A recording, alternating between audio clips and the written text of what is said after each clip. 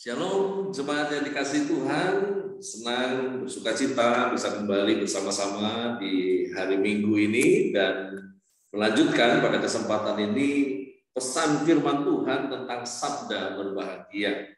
Dan pada kesempatan ini bagian yang ketujuh dari sabda berbahagia, di mana berbahagialah orang yang membawa damai.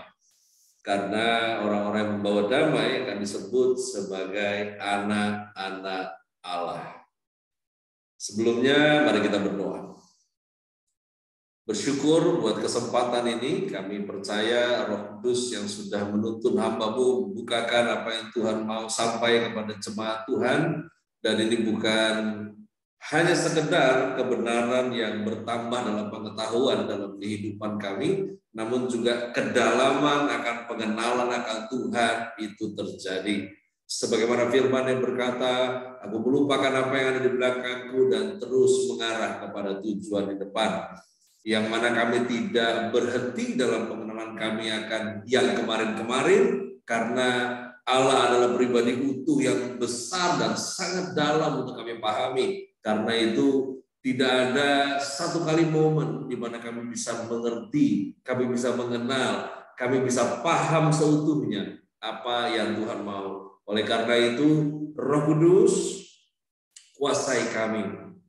Masing-masing kami dimampukan untuk boleh menangkap pesan ini dan utuh di dalam apa yang Tuhan mau pada kesempatan ini kami terima untuk kami percaya. Dengan demikian, kemampuan kami bertambah dalam membangun hidup kami sebagai bangunan Allah yang akhirnya menjadi persembahan yang hidup, yang kudus, yang berkenan kepada Allah. Di dalam nama Yesus Kristus Tuhan kami berdoa. Amin.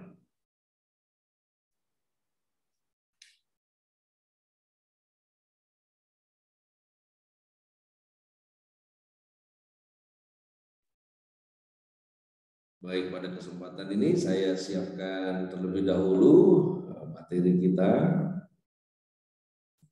Memastikan semuanya pasti sudah bisa melihat tampilannya. Sabda berbahagia. Bagian yang ketujuh, berbahagialah orang yang membawa damai. Terambil dari Matius pasalnya yang kelima, ayatnya yang ke-9.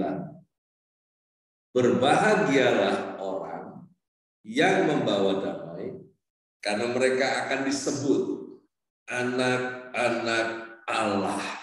Wow, di sini ada dua. Yang pertama adalah membawa damai, yang kedua disebut anak-anak Allah. Oleh karena itu ada sebab yang menyebabkan kenapa disebut berbahagia di dalam pesan pada kesempatan ini. Orang yang membawa damai, dia disebut yang berbahagia. Orang yang membawa damai itu berbahagia karena mereka yang membawa damai itu disebut sebagai anak-anak Allah.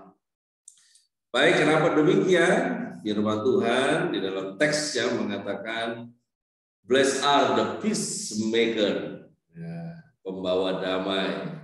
Lalu kemudian di dalam translate interlinear di dalam bahasa Yunaninya disebut eirenopoi, yang mendamaikan. Yang mendamaikan akan disebut sebagai huioi, yaitu anak-anak Allah, huioi theo. Dan di dalam terjemahan bahasa Ibraninya di sana disebut rodfei shalom ki benei. Berbahagia orang-orang yang mengejar kedamaian. Jadi semakin ditegaskan di mana di dalam bahasa Yunani disebutkan orang-orang yang mendamaikan. Lalu kemudian di dalam bahasa Ibrani di sana ditegaskan orang-orang yang mengejar kedamaian. Karena dia akan dipanggil oleh Allah sebagai putra-putra Elohim. Nah, kata Yunani ya, di sana ada eirene, akar berasalnya kata damai atau mendamaikan, yang mana ini menjadi acuan yang kemudian dalam bahasa Ibrani-nya biasa kita ucapkan shalom. Nah, shalom itu bukan sekedar tidak adanya persoalan atau bebas dari kesulitan. Shalom, damai sejahtera Allah kiranya turun atasmu. Ini tidak serta-merta dipahami dengan tidak adanya persoalan. Kalau damai sejahtera itu bebas dari kesulitan. Namun sesungguhnya shalom itu tetap berkaitan dengan segala sesuatu yang berkaitan dengan segala sesuatu yang membawa kebaikan bagi manusia. Jadi bukan bergantung pada ada atau tidak adanya persoalan di dalam hidup ini, bebas atau tidaknya seseorang dari kesulitan, namun berkaitan dengan segala sesuatu yang berkaitan dengan segala sesuatu yang membawa kebaikan bagi kita yang percaya. Nah, orang yang membawa atau mengupayakan damai, itulah yang akan berbahagia. Dikatakan orang yang membawa, orang yang mengupayakan damai. Kenapa demikian? Sebab sering kali terjadi bahwa orang-orang yang cinta damai pun malah bertindak salah yang menimbulkan pertikaian ujungnya. Misalnya orang yang cinta damai yang melarikan diri dengan tidak mau menghindari persoalan-persoalan itu. Persoalan seperti itu tidak akan selesai dengan sendirinya, tetapi selesai dengan cara dibereskan. Nah, justru kalau tidak dibereskan akan tumpuk-menumpuk dan ujungnya menjadi beban berat kehidupan. Nah, pembawa damai itu bukan sekedar sikap pasif. Sesungguhnya pembawa damai itu aktif, yang mana bukan berdiam diri tidak berbuat apa-apa karena takut jangan-jangan malah menambah kusut sebuah masalah atau situasi. Nah, membawa damai sesungguhnya adalah berinisiatif, kreatif, ya, dan konstruktif, punya sifat membangun untuk mencari solusi atau jalan pemecahan demi perdamaian. Nah, meski jalan penuh tantangan, orang yang demikian, yang membawa damai tersebut, yang terus mengupayakan dengan inisiatif kreatif dan sifat yang membangun, mereka yang kemudian disebut anak-anak Allah. Kita mulai dari damai sejahtera, jemaat Tuhan. Damai sejahtera itu penting. Karena damai sejahtera itulah yang memelihara jiwa. Anda dan saya tetap dalam keadaan disebut sehat rohani, sehat jasmani. Di tengah-tengah antara itu jiwa kita harus terpelihara. Karena itu penting damai itu, karena damai memelihara jiwa seseorang. Tetap sehat, tetap stabil, ya, tetap dalam keadaan yang bukan sekedar baik-baik saja, namun hidup yang terus semakin hari semakin kuat karena mengandalkan Tuhan, tetap teguh percaya, dan ini diperlukan di mana Anda dan saya tetap berada pada ambang batas dikuasai oleh akal ilahi yang disebut melampaui segala akal, bukan tidak masuk akal, karena mereka yang jiwanya tidak terpelihara, maka disebut terganggu jiwanya. Sekarang kita tidak menggunakan istilah gila. Istilah yang digunakan sekarang adalah mengidap gangguan jiwa. Nah, sesungguhnya kehidupan ini banyak gangguan-gangguan yang mengganggu jiwa. Namun damai itu membuat Anda dan saya menjadi jiwanya tidak terganggu karena jiwa Anda terpelihara. Sekali lagi ya, saya berkali-kali mengingatkan bahwa dunia ini ya penuh dengan gangguan, tetapi untuk menjadikan Anda dan saya terganggu itu keputusan. Di mana ada keputusan-keputusan sikap dalam hidup ini yang akhirnya Anda menjadi menyerahkan diri kepada gangguan itu atau tidak. Karena itu damai itu memelihara jiwamu. 1 Korintus 14 ayat 33 tertulis demikian. Sebab Allah itu tidak mengendaki kekacauan, tetapi damai sejahtera. Dengan demikian, Allah menghendaki damai sejahtera. Bahwa damai sejahtera adalah yang dikehendaki Allah terjadi bukan atas dunia. Tapi damai sejahtera dikehendaki Allah terjadi atas hidup manusia. Jadi setiap orang mengalami damai sejahtera itu kehendaknya. Yang aneh kalau Anda nggak suka dengan damai sejahtera, ya berarti sudah terdampak gangguan jiwanya.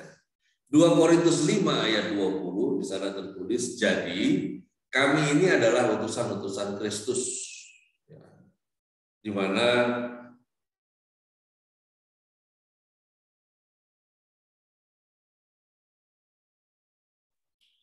saya ulangi, jadi kami ini adalah utusan Kristus. Seakan-akan Allah menasehati kamu dengan perantaraan kami dalam nama Kristus. Kami meminta kepadamu, berilah dirimu didamaikan dengan Allah. Damai memelihara jiwamu.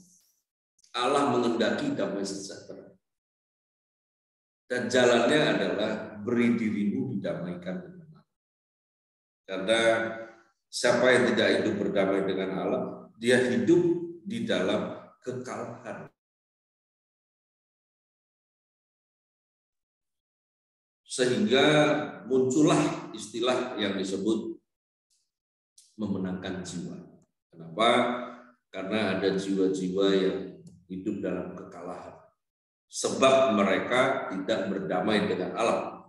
Nah, siapa yang bermusuhan dengan Allah ya berarti tidak berdamai. Siapa yang tidak berdamai dalam posisi melawan Tuhan. Siapa yang melawan Tuhan yang tidak akan berkemenangan. Di Galatia 6 ayat yang ke-16, dan semua orang yang memberi dirinya dipimpin oleh patokan ini. Ya tadi saya sampaikan itu dari 1 Korintus 2 Korintus. Semua orang yang memberi dirinya dipimpin oleh patokan ini, turunlah kiranya damai sejahtera dan rahmat atas mereka dan atas Israel milik Allah. Karena itu beri dirimu didamaikan dengan Allah, sebab Allah menghendaki damai sejahtera itu terjadi. Filipi 4 ayat yang ke-7 tertulis, damai sejahtera Allah yang melampaui segala akal akan memelihara hati dan pikiranmu dalam Kristus Yesus. Ini keseluruhan di dalam apa yang disebut jiwa. Jiwa terpelihara, maka apa yang ada di dalam jiwa yang disebut hati dan pikiran itu terpelihara.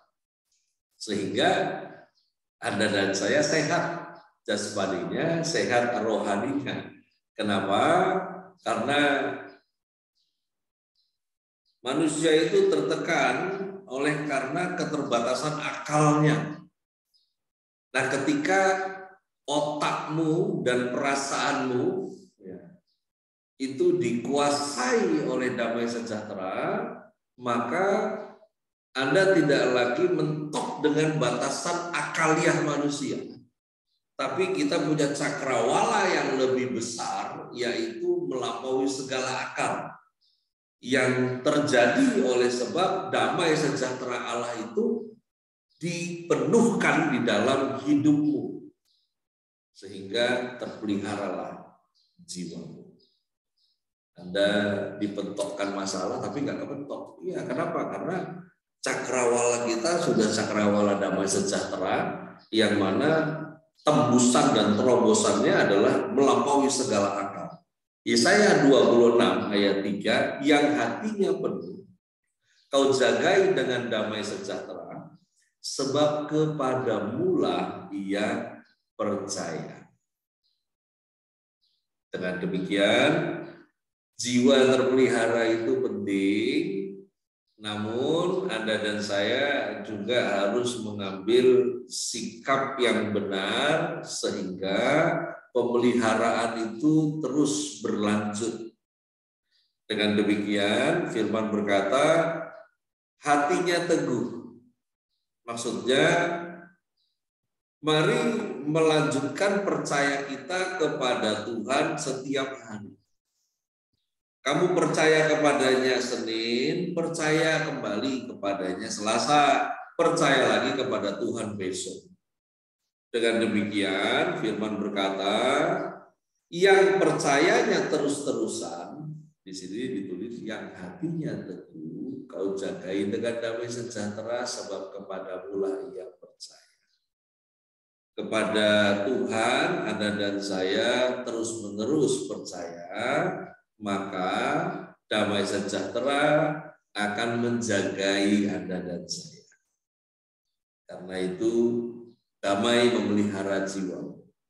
Nah, yang berikutnya tentang damai, damai itu tidak statis, damai itu harus terus bertumbuh. Bertumbuh di sini dalam pengertian akhirnya menguasai seluruh keberadaan diri Anda dan saya. Nah, damai bertumbuh itu oleh kebenaran, bukan oleh yang lain-lain. Karena konsumsi daripada damai adalah kebenaran. Benih daripada damai adalah kebenaran, bukan yang lain. Anda tidak bisa menciptakan, meng-create damai dengan sumber-sumber yang bukan kebenaran. Kalau coba-coba lakukan itu, maka kamu sebenarnya sedang mengalami ketenangan sesaat. Ketenangan sesaat bukan damai sejahtera. Ketenangan sesaat itu tidak sebanding dengan damai sejahtera yang melampaui segala akal, karena itu beda kualitas. Karena sesungguhnya damai sejahtera tidak bisa Anda create, tidak bisa Anda dan saya itu menciptakannya. Tidak bisa kita merekayasa damai, karena sumbernya dari kebenaran. Oleh karena itu, mari jadikan damai itu bertumbuh di dalam kehidupan kita oleh kebenaran. Yakobus 3 ayat yang ke-18 tertulis, dan buah yang terdiri dari kebenaran ditaburkan dalam damai untuk mereka yang mengadakan damai. Ini adalah sebuah kelanjutan yang terus-menerus.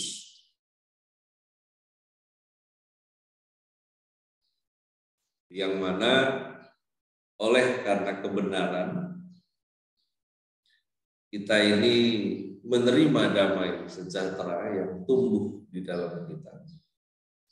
Lalu kemudian damai sejahtera yang sudah tumbuh di dalam kita ini semakin bertumbuh karena kebenaran yang terus-menerus kita belajar, kebenaran yang terus-menerus kita gali, kebenaran yang terus-menerus kita lakukan. Kelangsungan ini yang akan menjadikan Anda dan saya mengalami pertumbuhan damai itu. Di Yakobus 3 ayat yang ke-17, tetapi hikmat yang dari atas adalah pertama-tama murni. Hikmat yang dari atas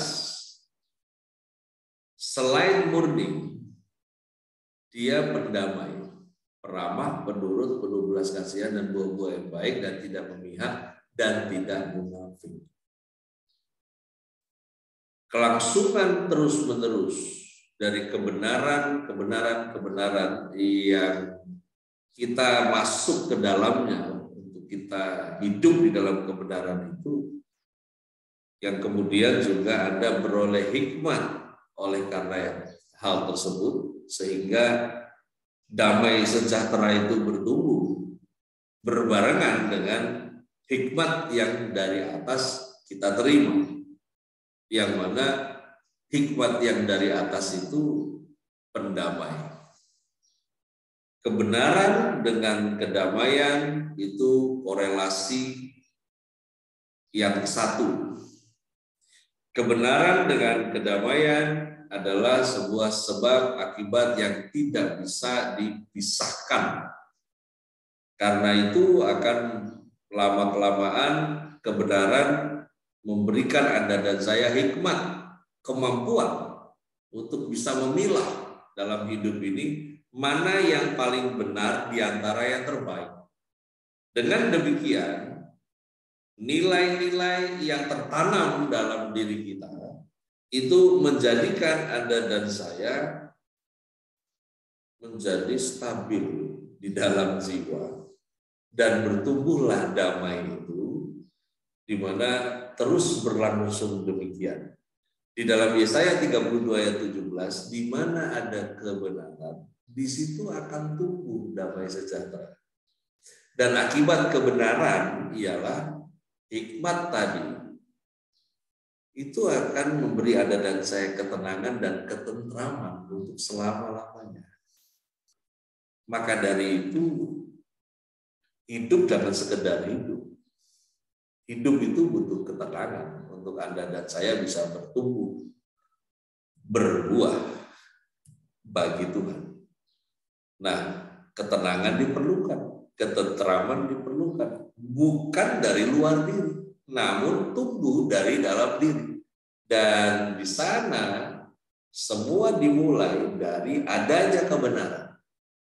Kebenaran yang Anda percaya, kebenaran yang Anda dan saya ikuti, kebenaran yang kita lakukan, dan tumbuhlah damai sejahtera. Dan akibat dari itu semua, kita beroleh hikmat, sehingga ketika kita memilih di dalam kehidupan ini, Anda dan saya beroleh ketenangan, beroleh ketenteraman. Haleluya! Indah hidup begitu, karena memang hidup ini indah, hanya bisa dilihat indah oleh mereka yang memiliki hikmat. Hikmat yang datangnya dari kebenaran yang tumbuh menjadi damai sejahtera. Nah, damai masa kini itu jaminan masa depan. Karena kau tidak akan memiliki masa depan kalau kau tidak damai pada masa kini. Ini terkait. Makanya berbahagia itu bukan nanti, tapi sekarang. Dari sekarang. Makario yang selalu kita buka pemahaman ini selama kita coba untuk memahami tentang sabda berbahagia dari khotbah Yesus di bumi. Damai masa kini adalah jaminan masa depan.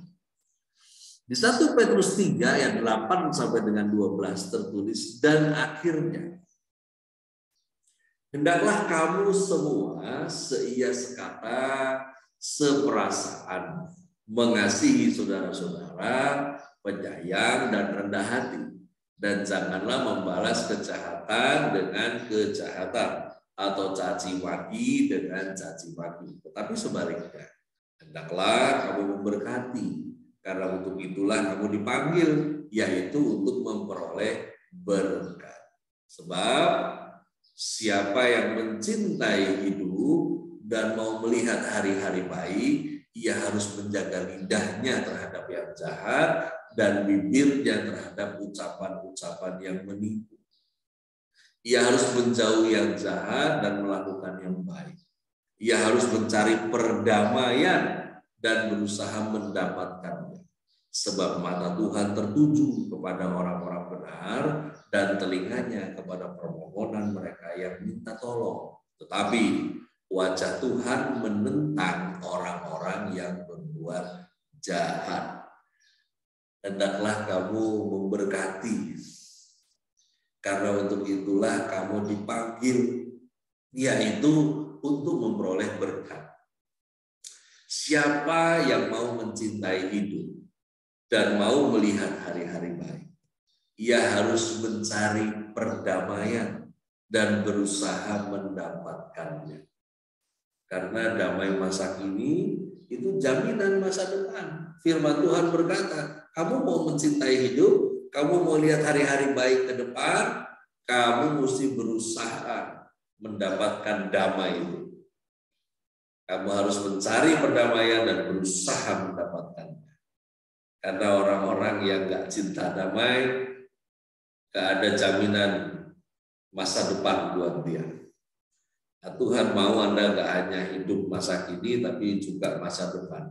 Ini juga progres nanti urusan bahagia ini yang terkait dengan damai dan sebutan anak-anak Allah itu sampai kepada urusan kehidupan engkau. Roma 12 ayat 18 di sana tertulis sedapat-dapatnya. Kalau hal itu bergantung padamu, hiduplah dalam berdamaian dengan semua orang. Jadi gini, damai itu kan sumbernya dari kebenaran. Dengan demikian, berdamai itu bukan Anda dan saya menerima ketidakbenarannya, tetapi menerima orangnya. Karena damai itu tidak boleh mengorbankan kebenaran. Karena itu di Mazmur 37 ayat 37, perhatikanlah orang yang tulus dan lihatlah kepada orang yang jujur, sebab pada orang yang suka damai akan ada masa depan. Jangan tutup masa depanmu karena orang-orang yang berlaku tidak benar terhadapmu. Karena firman mengatakan, ya kalau situasinya bergantung pada kamu, mari hiduplah dalam perdamaian dengan semua orang. Gak usahlah ribut-ribut, tapi kebenaran harus tetap kebenaran. Ya, bukan berarti kita kompromi terhadap apa yang tidak benar supaya terjadi damai. Sekali lagi, damai sejatinya tidak mengorbankan kebenaran, karena justru damai itu tumbuh oleh kebenaran. Pastikan Anda mengalami masa depan, karena damai masa kini Anda dan saya melakukannya. Nah, yang berikut adalah berbahagia disebut anak-anak Allah. Karena damai ini tadi, maka disebutlah kita anak-anak Allah. Hal ini yang membuat berbahagia. Karena ayatnya tidak berhenti dengan ucapan berbahagialah orang yang membawa damai. Tidak. Tapi berbahagialah orang yang membawa damai, karena si pembawa damai akan disebut anak-anak Allah. Finalnya dari kenapa berbahagia adalah karena disebut anak-anak Allah. Galatia 3 ayatnya 26. Demikian firman Tuhan, sebab kamu semua adalah anak-anak Allah karena iman dalam Yesus Kristus. Jadi kita ini anak-anak Allah karena iman dalam Yesus Kristus. Di Roma 9 ayat 8, artinya bukan anak-anak menurut daging. Ya, saya percaya kita setara cerdasnya lah untuk merespon ayat ini, bukan tentang Allah beranak, ya, tapi tentang dari mana Anda dan saya hidupnya hari ini berasal dari mana. Nah, itu makanya disebut anak-anak Allah. Tetapi anak-anak perjanjian yang disebut keturunan yang benar. Ya, karena sebutan anak-anak Allah itu salah satunya dimengerti tentang dari mana kita ini berasal. Nah, disebut anak-anak Allah berarti kita ini berasal dari Allah. Karena cara kita berpikir, cara kita merasa semua berasal daripada kebenaran. Karena itu disebut anak-anak Allah. 1 Yohanes 3 ayat 10, inilah tandanya anak-anak Allah dan anak-anak iblis. Setiap orang yang tidak berbuat kebenaran tidak berasal dari Allah.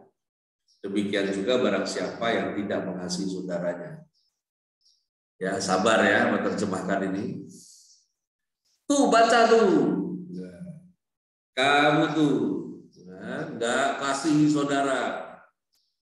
Sabar dulu. Lu berbuat yang benar apa enggak? Karena yang kacau ini sekarang udah nggak berbuat yang benar. Ketika ditegur, dibilang tidak dikasihi. Ini memang orang-orang yang nggak ada gangguan jiwa sih, cuma mungkin kurang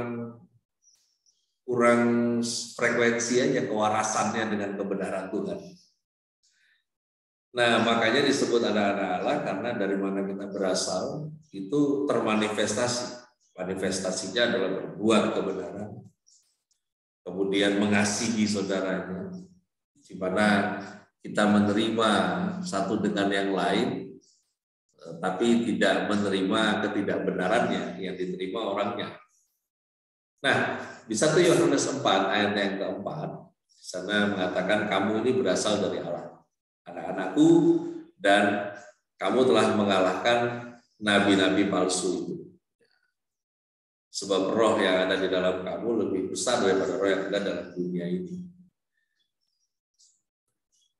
Kita ini bahagia disebut anak-anak Allah, karena kita diberikan roh yang lebih besar daripada roh apapun yang ada di dalam dunia. Karena itu Anda dan saya bahagia. Karena kita ini bukan sekedar percaya Tuhan besar, Tuhan itu kuat, tetapi Dia juga mengimpartasikan kekuatan dan kebesarannya dalam diri Anda dan saya orang percaya. Karena itu yang disebut anak-anak Allah, berbahagia karena roh yang di dalam kamu itu lebih besar daripada roh yang ada di dalam dunia. Sadari itu, pahami itu, pelajari itu, dan hidupi itu. Jangan baca ayatnya lewat gini doang. Kamu baca sekarang, roh yang ada dalam lebih besar daripada roh ya, tapi kencing malam-malam keluar kamar nggak berani sendirian. Ya, ngelihat yang aneh-aneh takut. Ya, ngelihat, aduh, ya. Ayo, pahami ini, hidupi ayat ini. Karena Tuhan mau Anda dan saya bahagia. Kamu disebut anak Allah karena hanya anak-anak Allah yang diberikan roh yang besar. Yang di dalam dirinya lebih besar daripada apa yang ada di dunia.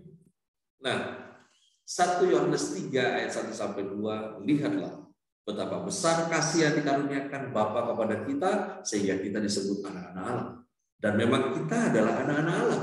Karena itu dunia tidak mengenal kita. Sebab dunia tidak mengenal Dia.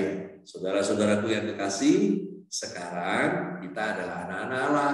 Tetapi belum nyata apa keadaan kita kelak. Akan tetapi kita tahu bahwa apabila Kristus menyatakan dirinya, kita akan menjadi sama seperti Dia. Sebab kita akan melihat Dia dalam keadaan yang sebenarnya. Kenapa kok kamu bahagia disebut anak-anak Allah? Karena apa yang ada termanifest dalam hidup kita hari ini itu asalnya dari Allah. Kenapa Anda dan saya bahagia disebut anak-anak Allah? Karena kita ini miliknya Allah. Allah pencipta langit dan bumi yang menjadi pemilik kita, menjadi Bapa kita. Maka apa sih yang kamu dan saya nggak punya? Karena kita dimiliki oleh Bapa, pemilik semesta ini, pencipta semesta ini. Makanya kamu bahagia, patutnya demikian. Kenapa kita bahagia disebut anak-anak Allah? Karena kita diberikan roh yang besar, yang lebih besar daripada roh yang ada di dunia ini. Kenapa kita bahagia disebut anak-anak Allah? Karena modal roh yang diberikan, kebenaran yang kita hidupi yang berasal daripadanya, itu hari-hari kita jadi gini. Sebutan anak-anak Allah adalah merupakan sebuah panggilan. Secara iman, kita disebut, dipanggil, dan menyebut diri anak-anak Allah. Itu secara yuridis. Dan secara yuridis itu terjadi oleh karena kasih karunia. Anda dan saya disebut anak-anak Allah. Namun secara de facto, kita belum anak-anak Allah. Tapi ingat, karena semua modal yang diberikan ini, Anda dan saya seharusnya sampai kepada apa yang disebut de facto itu. Pada satu hari nanti, dari setiap kelakuan yang kita lakukan ini, yang bersumber dari Allah, maka makin hari Anda dan saya akan sampai kepada hari di mana Kristus menyatakan dirinya, dan di bala waktunya Anda dan saya akan dicocokkan dengan karakter Kristus itu. Ingat, siapa yang masuk dalam kehidupan kekal adalah mereka yang serupa seperti Kristus. Dan itu kita mulai dari sekarang. Dan secara kasih karunia, Anda dan saya sudah disebut mulai dari sekarang sebagai anak-anak Allah. Karena itu berbahagialah sekarang, bukan nanti. Karena semua dalam perjalanan dan akan mengalami juga jaminan bahagia nanti. Dan itu sudah berlangsung, bahagia itu dari sekarang. Maka rios, berbahagialah kamu sekarang adalah berbahagia, kamu sejak sekarang adalah yang terberkati. Demikian firman Tuhan pada kesempatan ini. Jangan menolak untuk berbahagia. Bahagia bukan sekedar ingatan, tapi boleh juga kalau disebutkan jangan lupa berbahagia. Ingat, bukan sekedar ingat pada bahagia, tetapi ingat bagaimana orang percaya itu menjadi berbahagia. Karena Tuhan mau Anda nggak hidup di masa kini saja, tapi juga hidup di masa depan, dan di masa depan Anda memiliki hidup itu dan sampai pada kehidupan kekal, dan kita ada bersama-sama dengan Kristus ada, di sana Anda dan saya pun ada. Tuhan Yesus memberkati kita sekalian.